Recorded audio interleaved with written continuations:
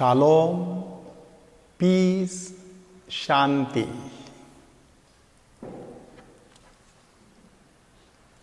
आपण योहानकृत शुभवर्तमानाचा अभ्यास करत आहोत. या आधीच्या अधिवेशनामध्ये आपण योहानकृत शुभवर्तमानाची तोंड ओळख करून घेतली. आता आपण प्रत्यक्ष शुभवर्तमानाच्या गाभ्यामध्ये शिरणार आहोत आणि ह्या शुभवर्तमानाचा थोडासा अभ्यास करणार आहोत. योहानकृत शुभवर्तमानामधील काही महत्त्वाचे उतारे आता आपण अभ्यासासाठी घेणार आहोत. त्यातील पहिला उतारा आहे काना येथे लग्नसमयी येशूने केलेला द्राक्षारस. तिसऱ्या दिवशी गालिलातील काना येथे एक लग्न होते असं आपल्याला सांगण्यात आलेलं आहे. जर तुम्ही योहानाच्या शुभवर्तमानातील अध्याय 1 पासून वाचायला सुरुवात केली तर हा तिसरा दिवस खऱ्या अर्थाने तिसरा नसून तो 7वा दिवस आहे असं आपल्या लक्षात येईल. म्हणजे 6 दिवस परमेश्वराने पृथ्वीची आणि आकाशाची निर्मिती केली आणि 7व्या दिवशी विसावा घेतला. प्रभू येशू ख्रिस्त आता नवनिर्मिती करण्यासाठी आलेला आहे अशा प्रकारे तिथे सुचवण्यात आलेलं आहे. तेथे एक लग्न होते आणि येशूची आई तिथे होती असं आपल्याला सांगण्यात आलेलं आहे. नंतर वाक्य आलेलं आहे की येशूला आणि त्याच्या शिष्यांना देखील लग्नाचे आमंत्रण होते. पहिला उल्लेख आईचा, नंतर उल्लेख पुत्राचा. असं का करण्यात आलेलं आहे? कारण आई ह्या संपूर्ण प्रकरणामध्ये महत्त्वाची भूमिका बजावणार आहे असं योहान सुरुवातीलाच सूचित करून टाकतो. आणि मग द्राक्षरस संपला हे वाक्य अतिशय जिव्हारी लागेल अशा प्रकारचं वाक्य आहे. कारण जर लग्न असेल तर लग्न 7-8 दिवस चालायचं. 7-8 दिवसासाठी पुरेल इतका द्राक्षारस तयार ठेवायचा अशी एकंदरीत समाजामध्ये रीत होती. द्राक्षरस संपला म्हणजे घर जाण्याची आता अब्रू जाण्याची वेळ आलेली आहे. मग ते द्राक्षरस जेव्हा संपला तेव्हा येशूची आई त्याला म्हणाली. तर इथे आई हा शब्द किती वेळा येत आहे फक्त लक्ष ठेवा. त्यांच्याजवळ द्राक्षरस नाही. आता हा संवाद नक्की कुठे घडलेला असेल? कारण यहुदी समाजामध्ये लग्नाचे 2 मांडव असायचे. एका मांडवामध्ये पुरुष बसायचे, दुसऱ्या मांडवामध्ये स्त्रिया बसायच्या आणि दोन्ही मांडवांना जोडणारा एक छोटासा दरवाजा असायचा की ज्यामधून नोकर चाकर अन्न वगैरे आणून लोकांना द्यायची. पवित्र मरिया स्त्रियांच्या गटात होती, प्रभू येशू ख्रिस्त पुरुषांच्या गटात होता. मग ह्या दोघांचा संवाद झाला कुठे? ह्याच्यावरती एका बायबल अभ्यासकाने 40 पानांचा लेख लिहिलेला आहे आणि निष्कर्ष असा काढलेला आहे की तो जो मधला दरवाजा होता त्या ठिकाणी दोघे एकत्र आले असतील, त्यांची बातचीत झाली असेल आणि नंतर चमत्कार घडला असेल. हे सांगून झाल्यानंतर हा बायबल अभ्यासक आपल्या चिंतनासाठी एक विचार देतो की आपल्याही जीवनामध्ये 2 मांडव असतात. एका मांडवामध्ये प्रश्न असतो, दुसऱ्या मांडवामध्ये उत्तर असतं आणि त्यांना जोडणारा दुवा असतो पवित्र मरिया आणि प्रभू येशू ख्रिस्त. त्या दोहोंच्या द्वारे प्रश्नाच्या मांडवातून आपल्याला उत्तराच्या मांडवामध्ये जायचं असतं. त्यांच्याकडे द्राक्षारस नाही असं सांगितल्याबरोबर येशू सांगतो, बाई ह्याच्याशी तुझा माझा काय संबंध? बाई हा शब्द आपल्याला खटकतो. इतकंच नाही तर आपले इतर बांधव आपल्याला सांगतात की मरियेला तिथे बाई म्हटलेलं आहे. परंतु बाई हा शब्द तिला हीन लेखण्यासाठी, तुच्छ लेखण्यासाठी, कमी लेखण्यासाठी किंवा तिचा अनादर करण्यासाठी वापरलेला नाही. तो बाई शब्द गुणाय हा ग्रीक शब्द शेवटी आपल्याला पहिल्या स्त्रीकडे घेऊन जातो. पहिली स्त्री होती एवा, ती देखील बाई. त्या बाईच्या हातून पाप घडलेलं होतं. आता ही देखील बाई आहे पण ती मूळ पापा वाचून संभवलेली बाई आहे. म्हणून ती जणू काही बाई साहेब, ग्रेट लेडी अशा अर्थाने तो शब्द तिथे वापरण्यात आलेला आहे. ह्याच्याशी तुझा माझा काय संबंध म्हणजे की आपल्याला काय करायचं आहे? एकंदरीत वरवर पाहता नकारात्मक असा उल्लेख दिसतो. त्याला कारण पण त्याने दिलेलं आहे, माझी वेळ अजून आली नाही. म्हणजे गौरवाची वेळ अजून आलेली नाही. आत्ता कुठे मी माझ्या कार्याला सुरुवात करत आहे. सगळ्या लोकांचं लक्ष कदाचित आता माझ्याकडे वेधलं जाईल पण ती वेळ अजून आलेली नाही. जेव्हा मला उंच केलं जाईल तेव्हा मी सगळ्या लोकांना माझ्याकडे आकर्षून घेईन. आजचा दिवस कोणाचा आहे? तिथे लग्न असलेल्या वधूवरांचा. सगळ्यांचं लक्ष त्यांच्याकडे गेलं पाहिजे. कोणाचंही लक्ष माझ्याकडे येता कामा नये, म्हणून माझी वेळ आलेली नाही.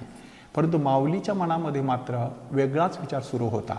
हा प्रसंग मानपानाचा नाही, हा प्रसंग आपल्या घरी आलेल्या पाहुण्यांची व्यवस्था व्हावी असा आहे, म्हणून त्यांची अब्रू वाचवणं गरजेचं आहे. मग ती सरळ जाऊन चाकरांना सांगते.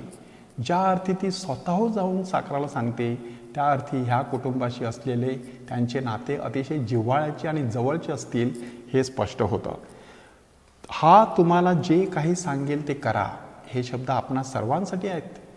माऊली जणू काही आपल्याला सांगते, हा जे तुम्हाला सांगेल त्याप्रमाणे करा. आणि तेथे पाण्याचे 6 दगडी रांजण यहुद्याच्या शुद्धीकरणाच्या रीतीप्रमाणे ठेवण्यात आलेले होते. कोणती शुद्धीकरणाची रीत? की जेव्हा एखादा पाहुणा यायचा तेव्हा त्याने त्या रांजणामधून पाणी घ्यायचं, कोपरापर्यंत आपले हात धुवून घ्यायचे, पाय धुवून घ्यायचे आणि मग मध्ये शिरायचं आणि लग्नाच्या मांडवामध्ये सहभागी व्हायचं. त्यासाठी 6 दगडी रांजण. 6च का, 7 का नाहीत? कारण 6 हा आकडा अपूर्ण आहे, 7 हा परिपूर्ण आहे. 7वं रांजण आहे साक्षात प्रभू येशू ख्रिस्त. हे रांजण पाण्याने भरलेले आहेत, म्हणजे सर्वसामान्य जीवन. येशू द्राक्षारसाने भरलेला आहे, कारण तो खरा द्राक्षवेल आहे. लवकरच तो आता पाण्याचं रूपांतर द्राक्षारसामध्ये करणार आहे. त्याच्यामध्ये 2-2, 3-3 मण पाणी मावेल एवढे ते मोठे होते. म्हणजे कितीतरी लिटर पाणी एकाच वेळेला त्या ठिकाणी होतं. येशू त्यांना म्हणत आहे, रांजण पाण्याने भरा. आणि त्याने ते काठोकाठ भरले. कशासाठी? की खाली जणू काही काही लपून ठेवलं होतं, ते आता वर आलं असं कोणाला वाटू नये म्हणून संपूर्ण काठोकाठ पाण्याने ते भरलेले आहेत. मग त्याने त्यांना सांगितलं, त्यातून काढून आता भोजन कारभाराकडे घेऊन जा. आणि ते भोजन कारभाराकडे घेऊन गेले. त्याने जेव्हा चाखलं तेव्हा त्याच्या लक्षात आलं की हा द्राक्षारस झालेला आहे. घरधनाला ते माहीतसुद्धा नाही. लोकांनी सांगायला सुरुवात केली की उत्तम द्राक्षरस तर त्याने आता शेवटी ठेवलेला आहे. इतर ठिकाणी काय करतात? सुरुवातीला चांगला द्राक्षरस, मग लोक थोडेसे यथेच्छ पिऊन झाले की मग नीरस असा द्राक्षरस. पण ह्याने तर उत्तम द्राक्षरस अगदी शेवटपर्यंत ठेवलेला आहे. येशूने तयार केलेला द्राक्षरस नुसता उत्तमच नव्हता, तर तो विपुल प्रमाणामध्ये होता. परमेश्वराच्या राज्याचं आगमन झालेलं आहे, त्याची ही जणू काही एक खूण. किंवा जेव्हा परमेश्वराचं राज्य येत असतं तेव्हा सगळं काही विपुल प्रमाणामध्ये असतं, भरभरून असतं. पुढे येशू भाकरींचा चमत्कार करणार आहे, तिथे देखील 12 टोपल्या उरणार आहेत. म्हणजे भरभरून अशा प्रकारे परमेश्वर आपल्याला वरदानं देण्यासाठी आसुसलेला असतो. अशा प्रकारचा हा पहिला चमत्कार प्रभू येशू ख्रिस्ताने काना येथे केला आणि त्या ठिकाणी आपले गौरव प्रकट केले असं सांगण्यात आलेलं आहे. म्हणजे प्रत्येक चमत्काराच्या मागे परमेश्वराचा गौरव दडलेला आहे. आता दुसरा उतारा आपण अभ्यासासाठी घेत आहोत. तत्पूर्वी एक महत्त्वाचा मुद्दा की ह्या उतार्यामध्ये पवित्र मरियेला आई म्हणून 3 ते 4 वेळा संबोधण्यात आलेला आहे, तर बाई म्हणून एकदाच संबोधण्यात आलेला आहे.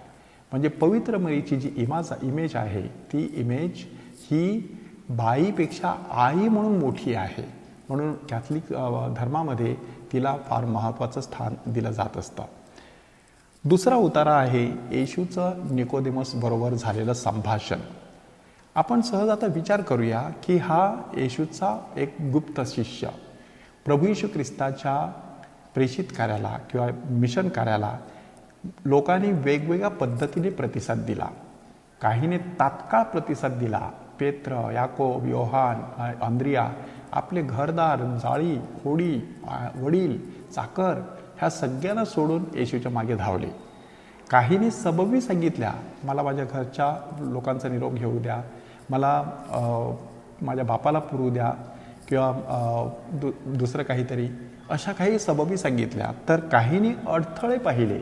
श्रीमंत तरुणाला येशू सांगत होता, चल माझ्या मागे, तुझं असेल नसेल ते विकून टाक. परंतु तो खिन्न होऊन निघून गेला. त्याला अडथळा दिसत होता.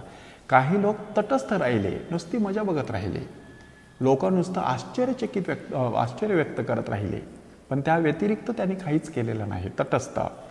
तर काहींनी जाऊन विरोध केलेला आहे, सरळ सरळ त्याच्या विरुद्ध कपट कारस्थाने रचण्याचा प्रयत्न केलेला आहे.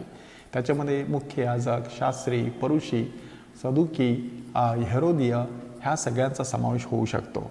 परंतु हा जो निकोदेम आहे, तो निकोदेमस हा येशूचा गुप्त शिष्य आहे. म्हणून तो येशूला रात्रीचा भेटायला येतो. तो रात्रीचा भेटायला का आला होता? कारण तो न्यायसभेचा प्रतिष्ठित सदस्य होता. न्यायसभेचा सदस्य व्हायचं हे काही खायचं काम नव्हतं. 70 लोकांची बनलेली ही न्यायसभा, त्यांचा प्रमुख असायचा प्रमुख याजक. कैफा म्हणा, हन्ना म्हणा, ही जी नावं आहेत ती प्रमुख याजकांची नावं आहेत. त्याच्यानंतर मुख्य याजक, त्याच्यानंतर याजक, त्याच्यानंतर परुषी, त्याच्यानंतर इतर प्रतिष्ठित अशी माणसं ती त्या न्यायसभेमध्ये असायची. त्याच्यासाठी ग्रीक शब्द आहे सिन्नेद्रियॉन. सुन्नेद्रियॉन म्हणजे न्यायसभा. त्यांना कोणकोणते अधिकार होते की धार्मिक बाबतीत कोणाचा काही गुन्हा झाला तर त्याची चौकशी करण्याचा अधिकार होता. म्हणून न्यायसभेपुढे येशूची चौकशी करण्यात आली. पेत्र आणि योहान ह्यांना देखील न्यायसभेसमोर नेण्यात आलेलं होतं. अशा प्रकारे न्यायसभेचा हा सदस्य असलेला निकोदेमस येशूच्या कार्याने तो प्रभावित झालेला होता. तोपर्यंत येशूने काना येथे लग्नसमयी पाण्याचा द्राक्षरस केलेला होता. तोपर्यंत त्याने मंदिराचं शुद्धीकरण केलेलं होतं. तोपर्यंत त्याने थोडी शिकवण दिलेली होती. त्याने तो प्रभावित झालेला होता. परंतु तो प्रतिष्ठेचा माणूस होता.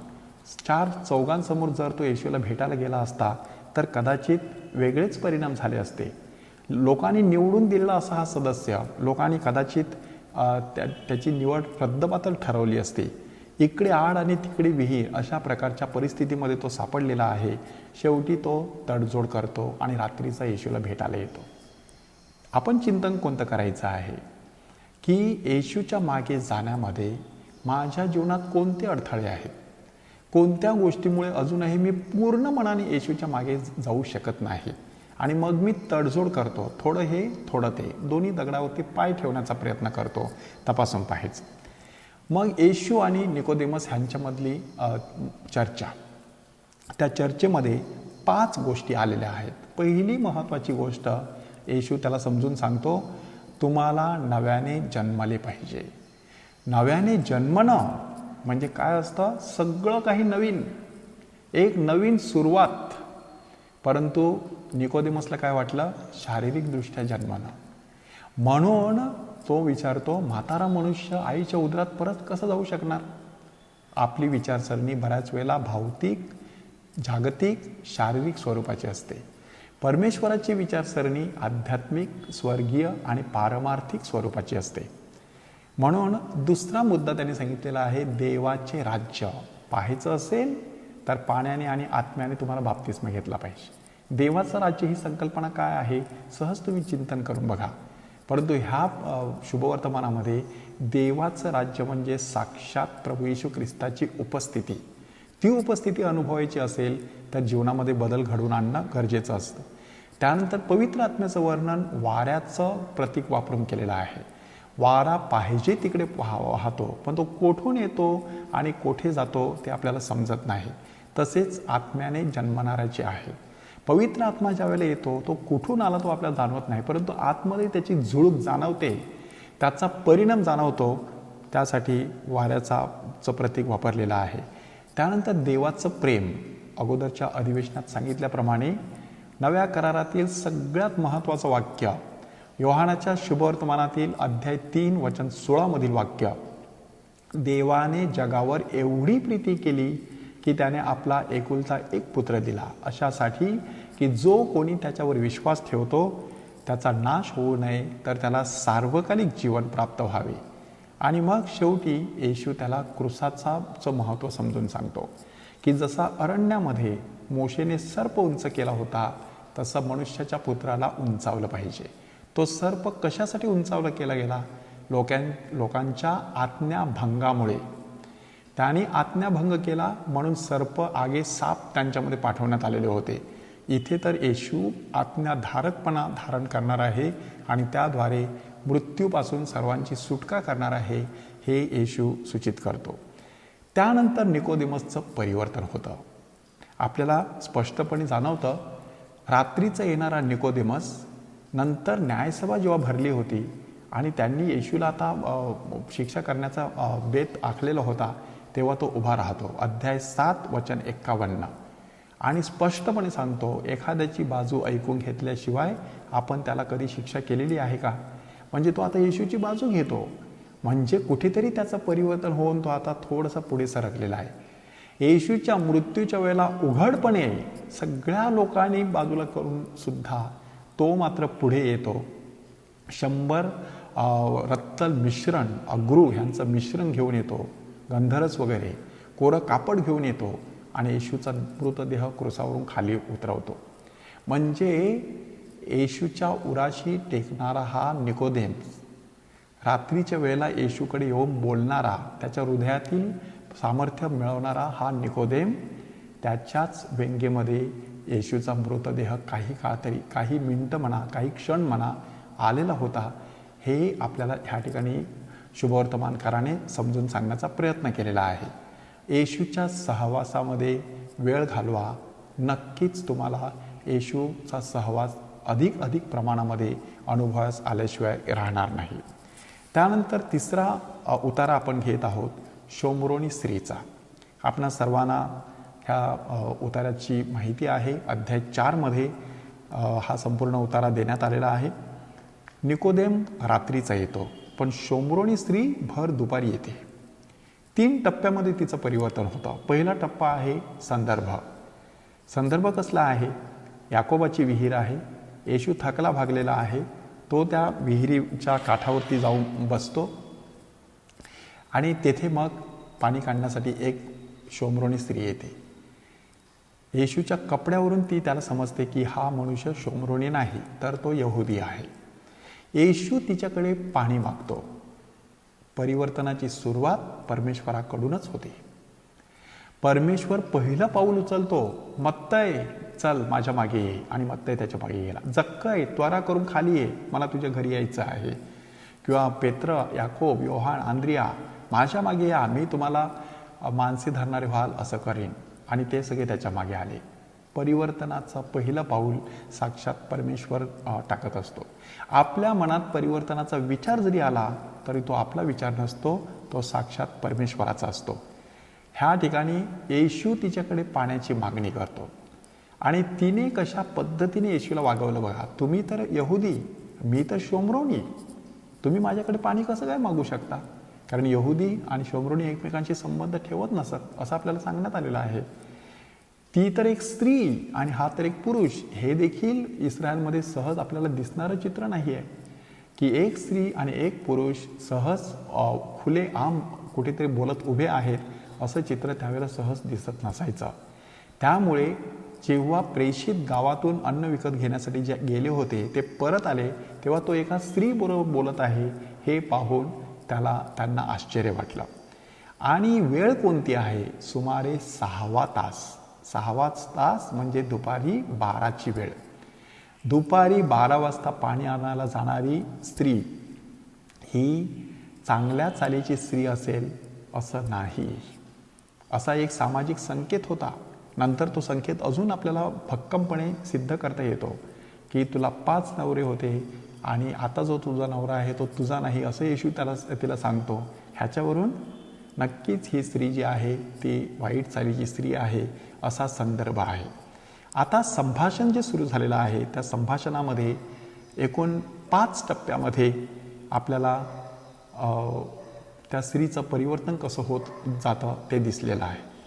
पहिल्या टप्प्यामध्ये येशू पुढाकार घेऊन पाणी मागतो. दुसऱ्या टप्प्यामध्ये ती त्याला यहुदी म्हणून संबोधते. मग येशू तिच्यावर चर्चा करायला लागतो आणि मी खरं पाणी तुला देऊ शकेन वगैरे असं सांगतो. परंतु ती स्त्री अजूनही त्या विहिरीविषयी बोलते आणि त्याला महाराज म्हणून संबोधते. मग येशू सांगतो तुझ्या नवऱ्याला बोलावून आण.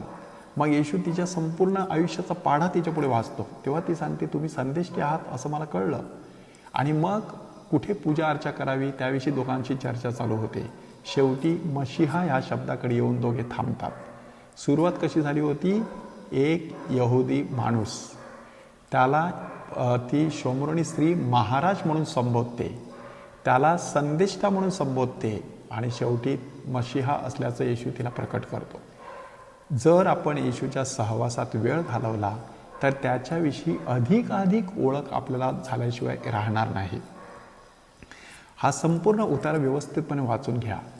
त्यातून मग शोमरोनी स्त्रीचं वर्तन, येशूचं वर्तन ह्याचा बारकाईने अभ्यास करा. त्यांच्या चर्चेचा ओघ साध्या पाण्यावरून जिवंत पाण्यापर्यंत गेलेला आहे. साध्या कौटुंबिक जीवनाकडून प्रार्थनेच्या डोंगरावरतीपर्यंत गेलेला आहे. म्हणजे जेव्हा माणसाचं परिवर्तन होत असतं तेव्हा त्याची भाषा बदलत असते. त्याची भाषा आध्यात्मिक स्वरूपाची होत असते. म्हणून हे एवढंच होताबरोबर ती स्त्री तिथेच आपली घागर टाकते. घागर तिथेच टाकली म्हणजे आता भूतकाळ तिने बाजूला केला. जसा संताला भूतकाळ असतो तसा पाप्याला भविष्यकाळ असतो. संताचा भूतकाळ पापी असू शकतो आणि पाप्याचा भविष्यकाळ पवित्र असू शकतो.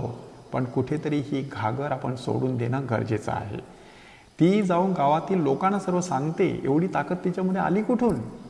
परमेश्वराचा स्पर्श झाल्यानंतर आगळं वेगळं धैर्य माणसामध्ये येत असतं.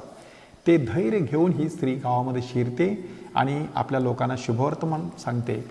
ते सगळे लोक येशूकडे येतात आणि येशू त्यांच्या गावामध्ये जातो आणि त्या ठिकाणी प्रत्यक्ष ते गावकरी येशूच्या सामर्थ्याचा अनुभव घेतात आणि मग सांगतात, आत्ता ह्या स्त्रीच्या सांगण्यावरून नव्हे तर आम्ही प्रत्यक्ष ते पाहिलं आहे आणि अनुभवलेलं आहे की जगात येणारा देवाचा पुत्र तो आपणच आहात.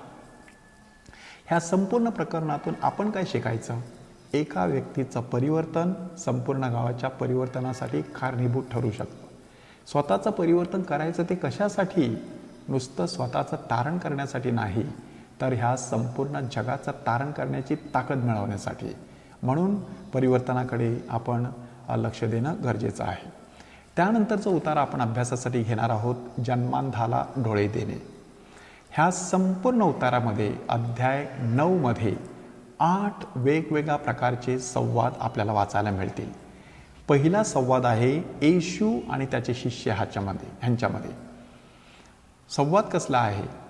तिथे ते जवळून जात असताना एक जन्मांध तिथे बसलेला आहे आणि मग शिष्य येशूला विचारतात, कोणाच्या पापामुळे हा असा जन्माला आला?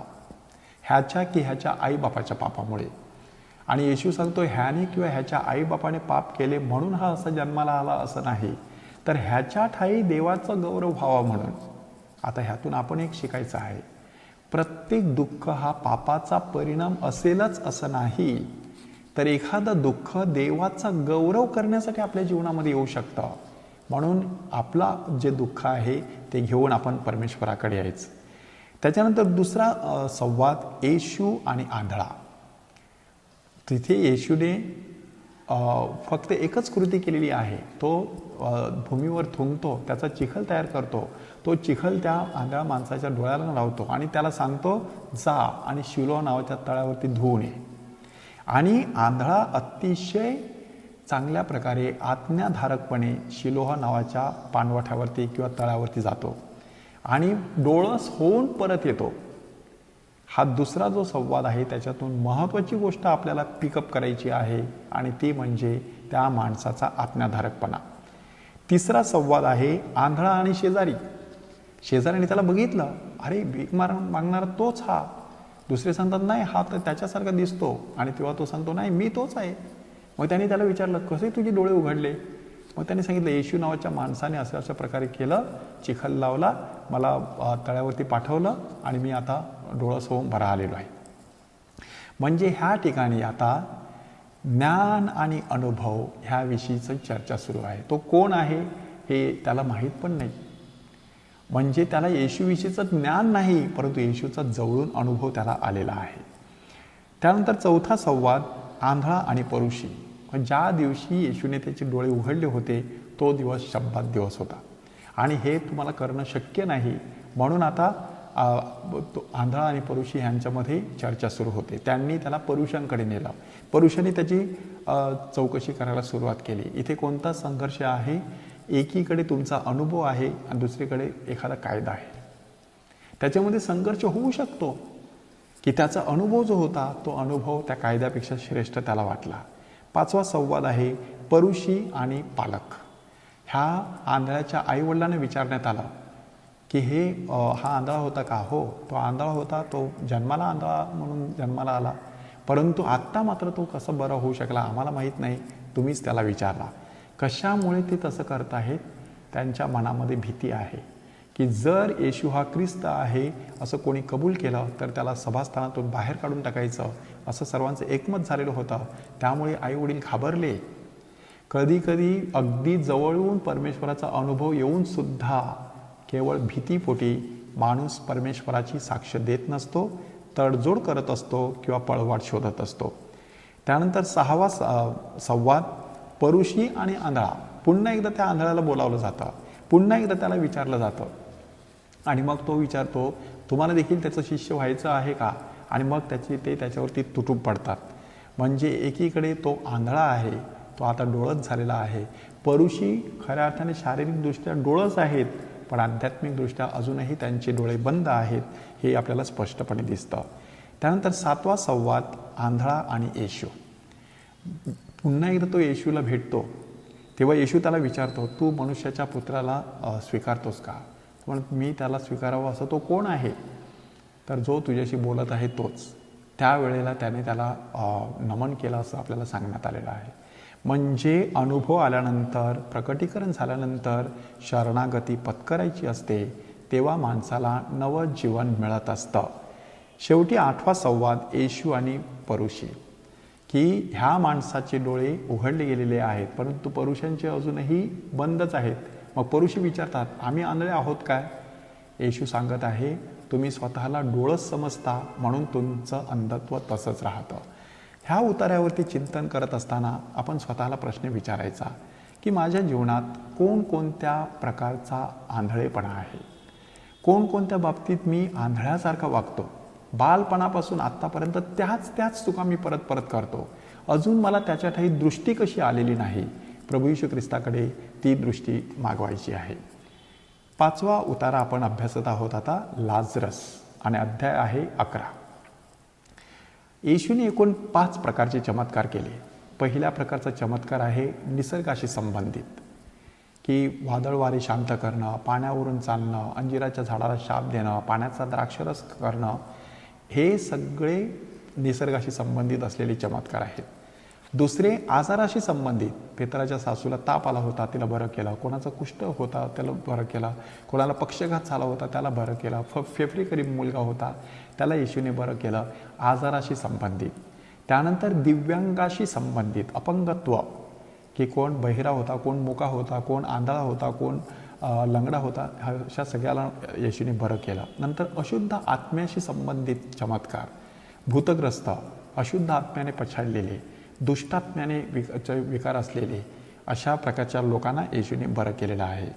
परंतु 5व्या प्रकारचा चमत्कार फक्त 3 लोकांच्या बाबतीत झालेला आहे. याईराची कन्या, विधवेचा मुलगा आणि आता लाजरस.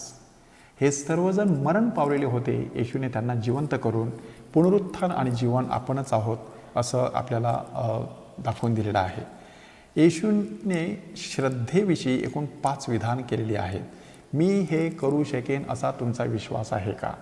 किंवा एखाद्याचा चमत्कार झाल्यानंतर येशू सांगतो तुझ्या विश्वासाने तुला बरं केलेलं आहे. शताधिपतीला येशू सांगतो असा विश्वास मला साऱ्या इस्रायलात आढळला नाही. किंवा तुमच्यामध्ये मोहरीच्या दाण्या इतका विश्वास असेल तरी तुम्ही ह्या डोंगराला उपटून समुद्रात फेकला जा असं सांगितलं तर तसं घडेल. किंवा वादळ जेव्हा होत होतं तेव्हा येशूने त्यांना विचारलं तुमचा विश्वास कुठे आहे? येशू आपल्याकडे विश्वासाची देणगी मागणी करतो. विश्वास म्हणजे नुसती देवाधर्माविषयीची माहिती नाही. विश्वास म्हणजे नुसती भक्ती नाही. विश्वास म्हणजे बांधिलकी. शेंडी तुटो की पारंबी तुटो, मी माझ्या परमेश्वराला सोडणारच नाही. म्हणून पोप जॉन पॉल II सांगतात तुमचा विश्वास मजबूत आहे की कमकुवत आहे कसं समजायचं? जर तुम्ही पापामध्ये, मोहामध्ये, दुःखामध्ये सहज पडलात तर तुमचा विश्वास मजबूत नाही. दुःखाच्या प्रसंगी तुम्ही जर कणखर राहिलात, मोहाला तुम्ही सामोरे जाऊ शकलात तर तुमचा विश्वास मजबूत आहे हे तुम्ही समजू शकता. लाजरसच्या बाबतीत देखील नेमकं तेच झालेलं आहे. लाजरस मरण पावलेला आहे आणि त्याला थडग्यात ठेवण्यात आलेलं आहे. तेव्हा बहिणी अशा प्रकारे बोलत आहेत, प्रभूजी तुम्ही इथे असता तर माझा भाऊ मेला नसता. येशूने काय सांगितलं, मार्था तू विश्वास ठेवशील तर देवाचे गौरव पाहशील. विश्वास हा महत्त्वाचा मुद्दा आलेला आहे. एकंदरीत हा जो उतारा आहे त्याचे 5 टप्पे आहेत. पहिल्या टप्प्यात आजार. आपला मित्र लाजरस झोपी गेला आहे आणि शिष्यानं वाटलं झोपी गेला असेल तर तो जागा होईल, पण येशू त्या झोपेविषयी बोलत नव्हता, तो त्याच्या मरणाविषयी बोलत होता. आपण जाऊन त्याला जागे करू. येशूला एक प्रकारे भरोसा होता की त्याच्या मृत्यूमधून आपण त्याला जागे करू. तर आजार, त्यानंतर मरण, मग त्याला थडग्यात ठेवलं गेलं 4 दिवस. मग येशूची हाक, ती हाक ऐकून तो बाहेर येतो आणि नवजीवन स्वीकारतो. आपण सहज चर्चा करायची. आजार आणि मरण ह्याकडे पाहण्याचा माझा दृष्टिकोन कसा आहे? श्रद्धेच्या बाबतीत मी कुठे आहे? अंत्यविधी, घरातील प्रिय व्यक्तीचा मृत्यू, अशा वेळी माझं वागणं कसं असतं? त्यामधून येशू पुनरुत्थान आणि जीवन आहे हे सत्य मी प्रकट करत असतो का? माझी मरणोत्तर जीवनावर श्रद्धा आहे हे कशावरून दिसते? एकंदरीत जे जीवन मी ह्या जगामध्ये जगत असतो त्याच्यावरून मरणानंतरच्या जीवनावरती माझी श्रद्धा आहे असं मला दिसणं गरजेचं आहे. तुम्ही दुसरा एक छोटासा प्रयोग करू शकता. कल्पनेने लाजरसच्या जवळ जाऊन बसा, त्याच्याबरोबर चर्चा करा, त्याला विचारा तुला कोणता आजार झाला होता, आणि मग तुझ्या बहिणीने तू येशूची कशा प्रकारे वाट पाहिली आणि शेवटी तुला मरण आलं, तुला थडग्यात पुरण्यात आलं. 3-4 दिवस तू थडग्यामध्ये होतास, कसं तुला वाटत होतं त्या ठिकाणी? येशूची हाक तुझ्या कानावरती पडली त्यावेळेला नक्की तुझ्या शरीरामध्ये काय झालं? तुला जेव्हा बाहेर येण्याची विनंती करण्यात आली तेव्हा तू कशा प्रकारे बाहेर आलास? ती धोंड तुझ्या थडग्यावरून बाजूला सारली गेली, प्रकाश आतमध्ये आला, तेव्हा तुला कसं वाटलं? तू बाहेर आलास, येशूचं दर्शन तुला घडलं, कसं वाटलं? आणि सगळ्यात महत्त्वाचा प्रश्न, त्यानंतर तू काय केलंस? थोडंफार त्याच्याबरोबर अशा प्रकारे तुम्ही चर्चा करा. नक्कीच ह्या उतार्यामधून बरंचसं काही तुम्हाला शिकायला मिळेल.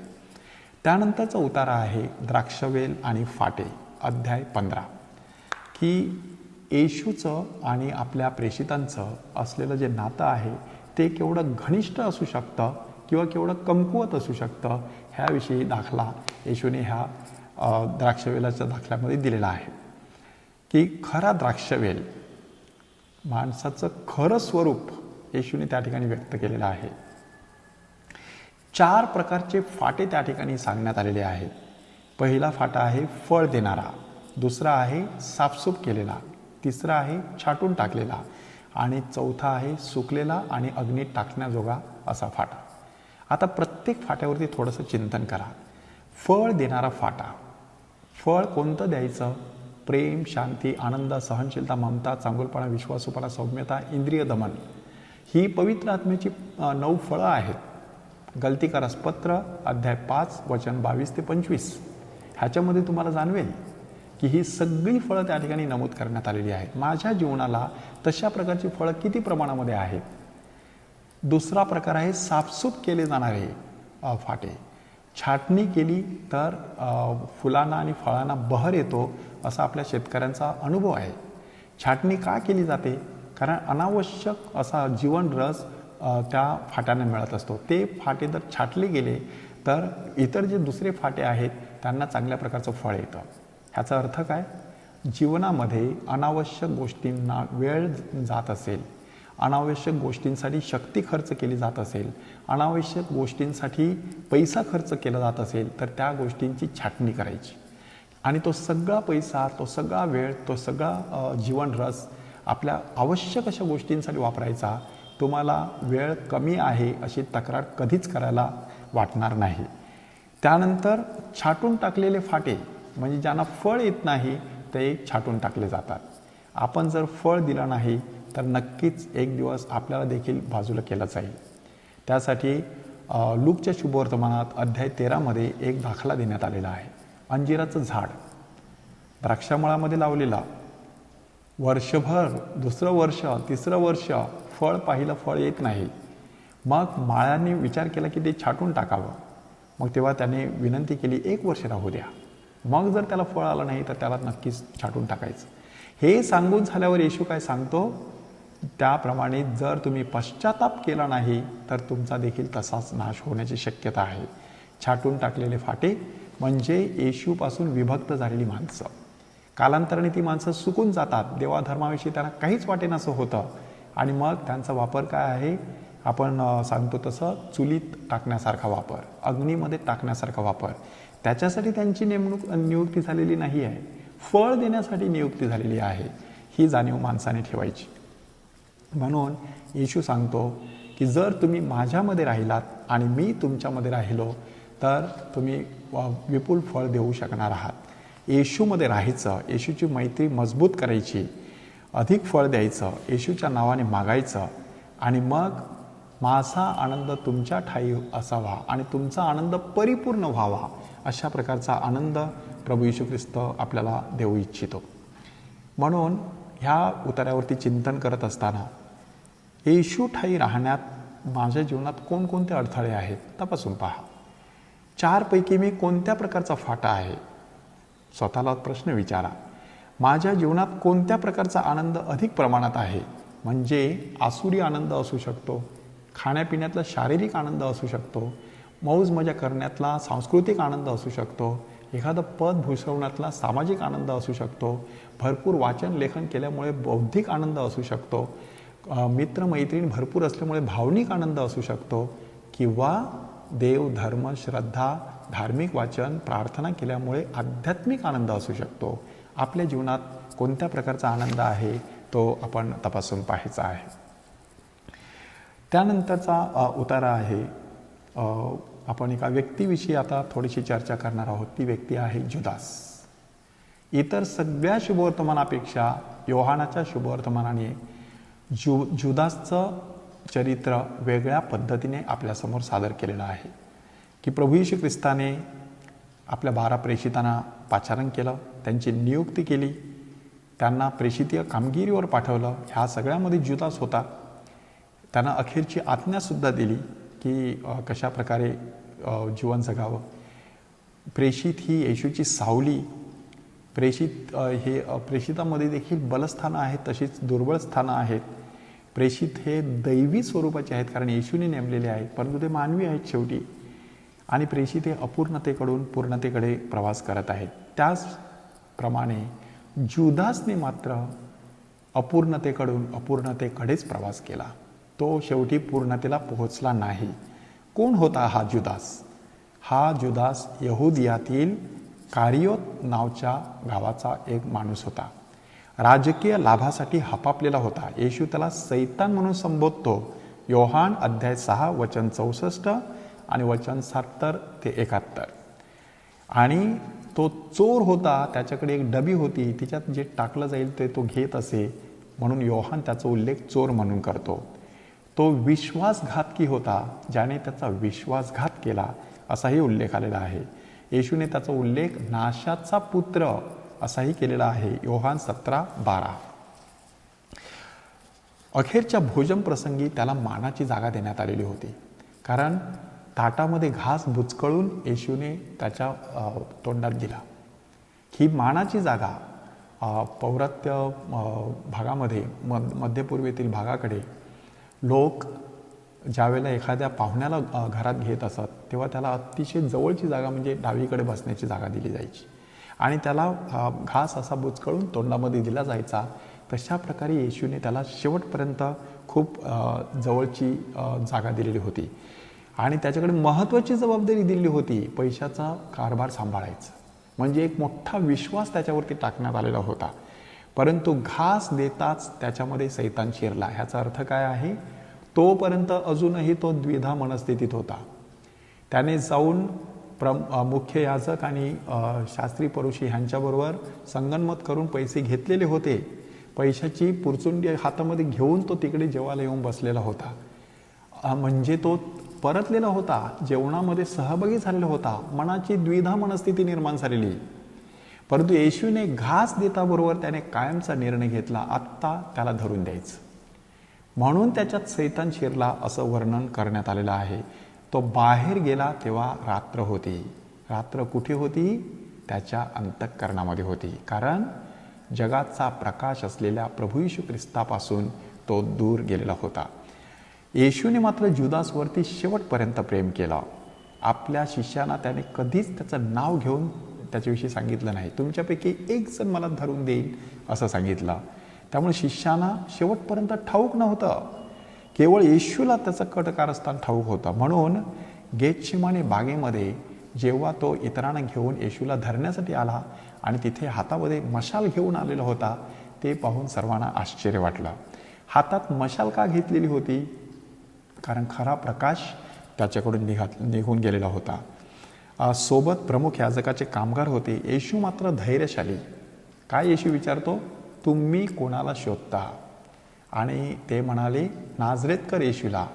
येशू सांगतो, मीच तो आहे. आणि ते उपडे होऊन खाली पडलेले आहेत. एवढा येशूने एक चांगल्या प्रकारचा पावित्र्य त्या ठिकाणी घेतलेला आहे. इतर शुभवर्तमानांनी सांगितलेलं आहे की येशूचं चुंबन घेऊन जुदासने त्याला फसवलं. पण योहानाच्या शुभवर्तमानात जुदासने येशूचं चुंबन घेतलं असा उल्लेख नाही. कारण जो अंधारामध्ये गेलेला आहे तो जगाच्या प्रकाशाला स्पर्श करू शकत नाही. रेमंड ब्राऊन ह्या धर्मगुरूने लिहिलेल्या पुस्तकामध्ये the death of the Messiah ह्या पुस्तकामध्ये हे स्पष्टपणे सांगितलेलं आहे. म्हणून इथे चुंबनाचा उल्लेख नाही. जुदासचा शेवट कसा झाला त्याविषयी 2 वृत्तांत आपल्याला वाचायला मिळतात. पहिला वृत्तांत आहे मत्तय 27:1-5. त्याने गळफास घेऊन आत्महत्या केली. तर प्रेषितांची कृत्ये अध्याय 1 वचन 16-20 मध्ये की तो जमिनीवर उपडा पडला, त्याचे पोट फुटले, त्याची आतडी बाहेर आली.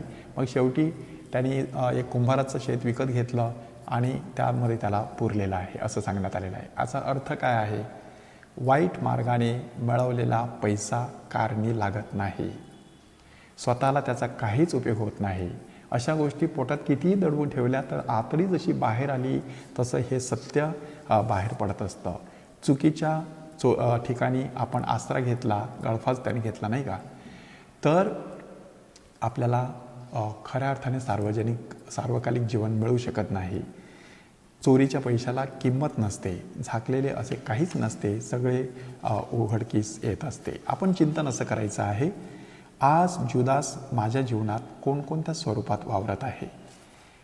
माझ्यामध्ये जुदासची कोणती प्रवृत्ती आढळते? चोरी, लबाडी, फसवणूक, विश्वासघात, आत्महत्या, आत्महत्येचा विचार आणि इतरांमधील जुदास येशूच्या पद्धतीने मला कशा प्रकारे हाताळता येईल? तर अशा प्रकारे आपण काही उत्तरांचा अभ्यास केलेला आहे. ह्या आठवड्यामध्ये योहानाचं शुभवर्तमान बारकाईने वाचायचं आहे. येशूचं दुःख सहन मरण 18 आणि 19व्या अध्यायात दिलेलं आहे, त्याच्यावरती चिंतन करायचं आहे. पुनरुत्थानाची काही महत्त्वाची अशी दर्शनं आहेत जी इतर शुभवर्तमानात आपल्याला वाचायला मिळत नाहीत.